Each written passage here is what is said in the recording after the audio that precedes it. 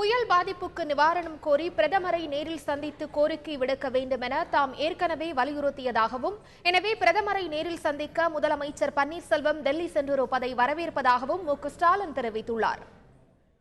வர்தா புயல் சென்னையை தாக்கிய நேரத்தில் நான் இந்த கருத்தை அப்பொழுதே வலியுறுத்தி சொல்லியிருக்கிறேன்.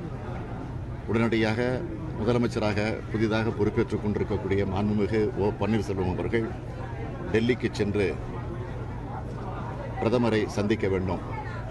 வெறும் கடிதம் எழுதுவதோடு நிறுத்திக் கொள்ளாமல் நேரடியாக சென்று பெற வேண்டிய நிதியை அழுத்தம் கொடுத்து முறையாக பெற்று வர வேண்டும் என்று நான் ஏற்கனவே என்னுடைய கோரிக்கையை அறிக்கையாக வெளியிட்டிருக்கிறேன். ஊடகங்களுக்கு நான் அளித்திருக்கக்கூடிய பேட்டியிலும் குறிப்பிட்டு சொல்லியிருக்கிறேன். ஆகவே அதை உள்ளபடியே நான் வரவேற்கிறேன். திமுக தலைவர் கருணாநிதி உடல் நலம் தேறி வருவதாக தெரிவித்த ஸ்டாலின், வைகோவின் கற்பனையான குற்றச்சாட்டுக்கு பதில் கூறி தேவையற்ற சூழலை உருவாக்க விரும்பவில்லை என்றார்.